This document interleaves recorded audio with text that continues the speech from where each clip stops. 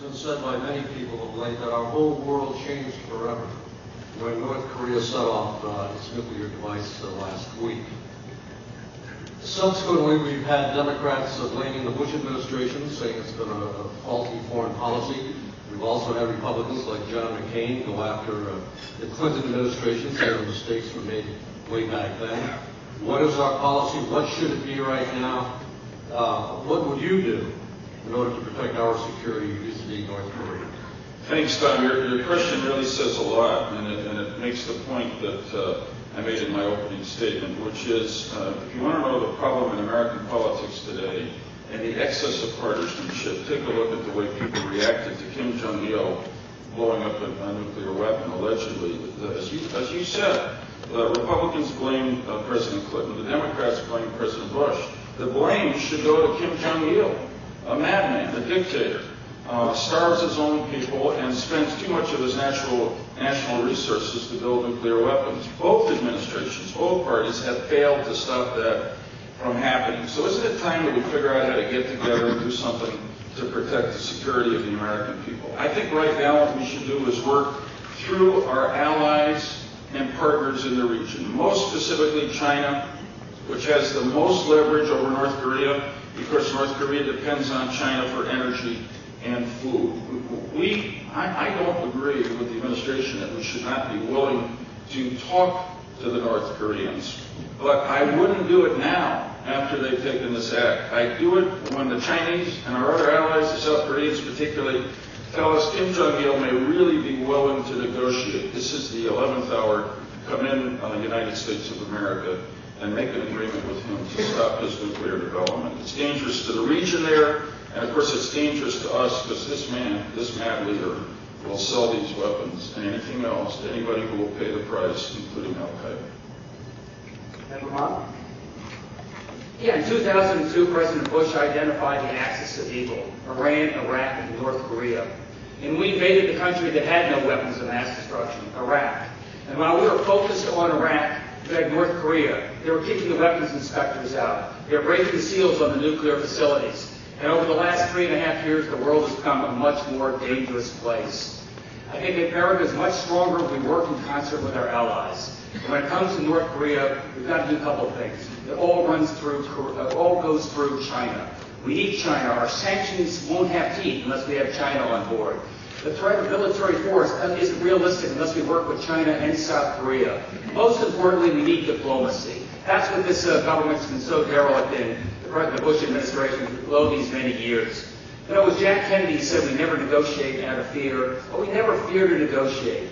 And I think now is the time for bilateral as well as multilateral negotiations with North Korea. Here we were in 1994. We had bilateral negotiations. We had weapons inspectors on the ground. We had SEALs on the nuclear facilities. Kim Jong-il is a bad man. He cheated on that. But we had a process in place. Now is the time for hard-headed diplomacy going forward. Hard-headed diplomacy backed by sanctions. I salute the Bush administration in this sense. We got a united opinion coming out of the Security Council of the United Nations. That's a good start. But it's a Security Council resolution without teeth unless we get South Korea, unless we get China on board in a serious way. Nobody wants North Korea to get these weapons. The most dangerous thing in the world is a rogue nation like North Korea with nuclear weapons that they can start exporting around the world and selling to terrorists. That's the reason why I think Homeland Security has been so forgotten in this administration. We've got to deal with Homeland Security. We've got to deal with our ports and our nuclear facilities. That's where we're most vulnerable. And over the last 5 years, we've cut back on our Homeland Security funding here in the state of Connecticut.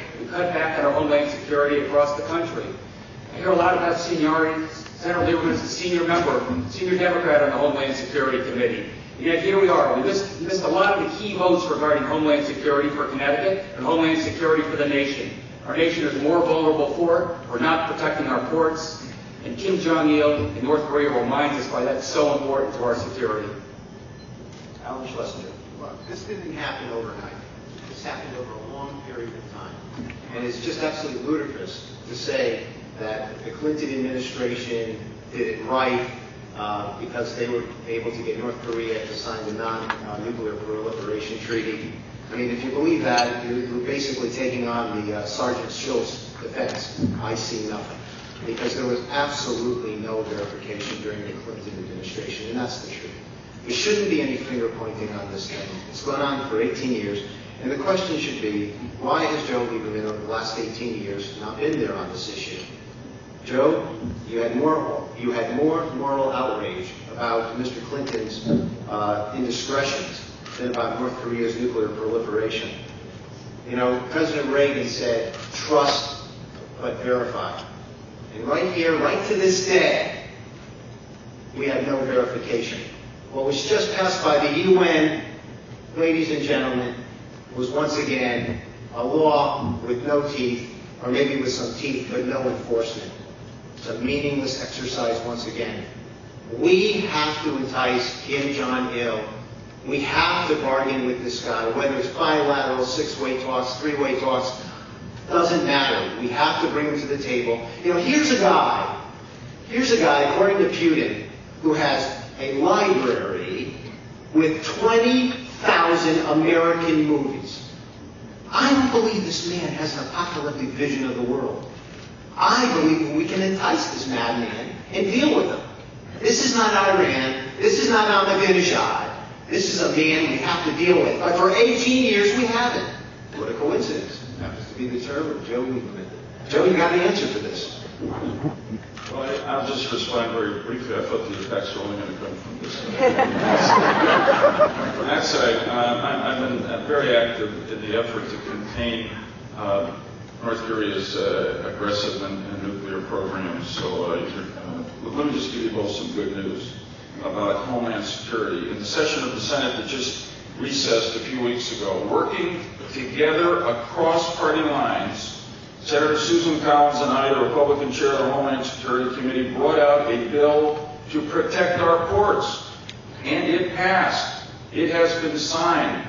The 3 ports in Connecticut will now be more secure as a result of this legislation from potential use by terrorists to bring weapons of mass destruction in here. I'm proud of it. I look forward to continuing to do more of the same for the next 6 years. Mr. Lamont, would you like to comment? Only to say that Homeland Security has been cut 86% in the state of Connecticut. We have less Homeland Security funding than any other state in our region. There was a key vote that would have provided more Homeland Security funding for the state of Connecticut, and Senator Lieberman wasn't there for that vote. You got to be there for the vote. You got to show up to do the work. That's how Connecticut gets its fair share. That's how we keep our ports safe.